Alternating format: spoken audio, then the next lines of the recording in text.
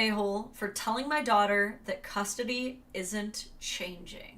When my ex-husband and I divorced 3 years ago, my daughter took it fairly well. She unfortunately understood why, so it wasn't a shock, but of course it was still a major change. Our main focus was on doing what was best for her, so we tried to involve her as much as was healthy in what the new schedule would be. We scheduled on a flexible 50-50, and she took it in stride. The only thing she asked was to never have any new parents or siblings. I thought that was a weird thing to ask, as neither of us was even considering dating, but she was so worried to the point of hysterics about it, so we agreed. So everyone's an idiot here. I don't know how else to say it.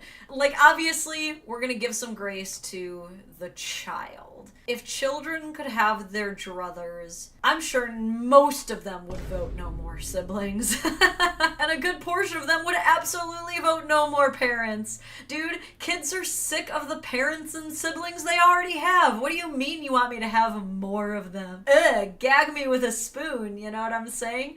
But like, as the parent, even if you're like, oh God, I could not even imagine dating again, why would you ever make your kid this insane promise of like, I promise you I will never date or have another child again?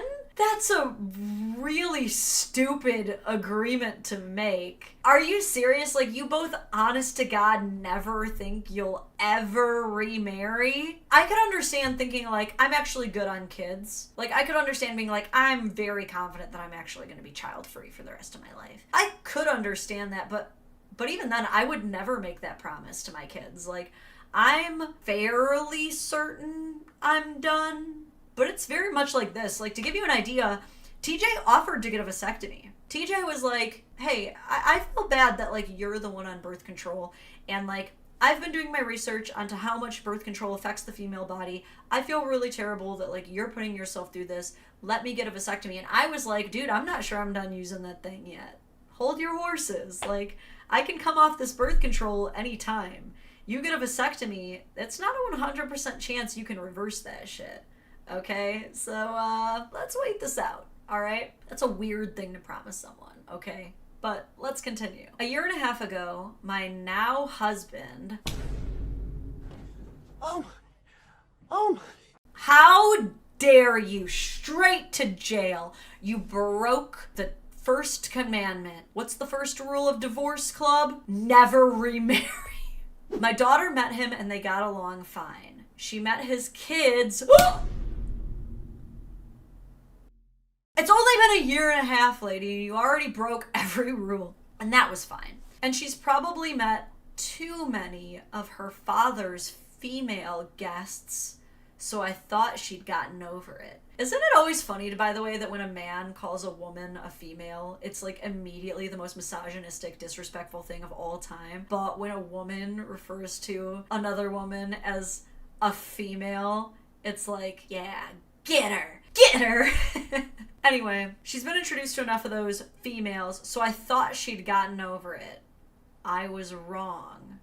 Late last year, we got engaged and started preparing to move in together, and she lost it. She went into hysterics that I was breaking my promise. She announced that she would not be spending the night with me anymore and demanded to live with her father 100% of the time. I told her that was ridiculous and that the schedule was not changing. Her father decided to back her up though and is willing to fight in court if necessary. My lawyer says that if it goes to court, it could go either way because she's 12 years old, which is a last resort for us. I don't want this change. Her father loves her, but he's not really a responsible parent. He leaves her home alone far too much and doesn't even try to supervise or put limits on anything. I'm gonna pause here. I really tried to get through like as much as I could without pausing, but I want to make a note of a few things at this point. First, this is now the second time that it has been brought up that the daughter goes into hysterics. Mom, Dad, let's nip this the in the bud, please, okay?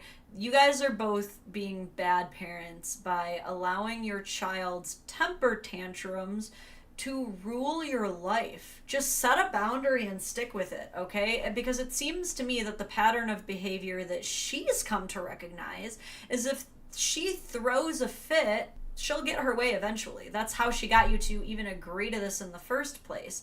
And you shouldn't have agreed to it. Period. Not only should you have not agreed to it because it's a stupid thing to agree to, but you shouldn't have agreed to it because you clearly were not sincere in it. You can't just agree to something to satiate someone temporarily. We call that a shut up chore, a shut up task, or a shut up agreement, where you're not sincere in actually staying true to whatever it is you said you'd do or did temporarily one time but didn't actually commit to. You're just doing it to get them to shut up. So don't do that if that's the only reason that you're doing it. But the next thing is, okay, so now she wants to go live with her father. Someone needs to tell this brat that just because she goes and lives with her father doesn't mean that she's gonna get what she wants. What happens when one of these chicks finally does settle down with the dad? You really think that if you live with this man 100% of the time, that he's never gonna be entertaining women overnight? Because this man was used to at least half the month of being able to entertain whoever he wants. A habit's not just gonna change that quickly, okay? You really think that he's never gonna move on either? That's unrealistic. But let's say he sticks with it. Let's say he's like, yeah, I have my girlfriends, but even having her full time, she's never gonna see them move in. And I can promise that until she turns 18. Then custodially, I agree, it could go either way. But now finally, when it comes to like, well, he's not even a responsible parent because they don't even have rules. I'm always hesitant to believe this because this is the narrative that has been crafted about my husband for the last 10 years that I've known him. And it's so stupid because how could you possibly stay consistently involved in any child's life and not have any rules? It's like these people truly convince themselves of this delusion, but it's like, it's not happening. If you honest to God have the kid for half the time, there's no way you have absolutely no rules.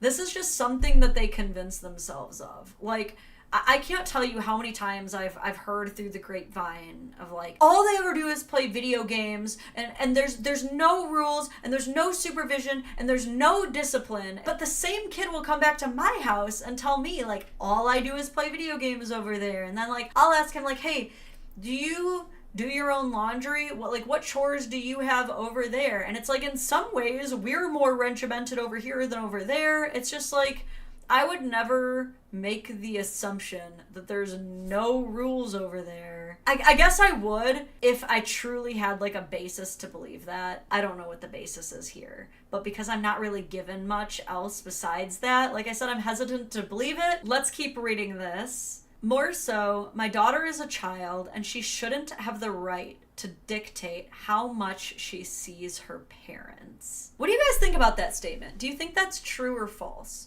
I think that there's so much debate around whether or not a child should have their own say on the situation in the courtroom. And I'm certainly very torn on it myself. I think it's a very case-by-case scenario because on one hand, you get the children who are so severely alienated that they honestly believe that the only option they have is to speak poorly of the alienated parent.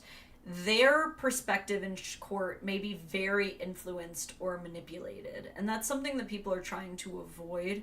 You know, there are certainly parents who may be like bribed or coerced into giving a certain opinion. At the same time though, like, yeah, middle school is where I would say that you can start to share your opinion.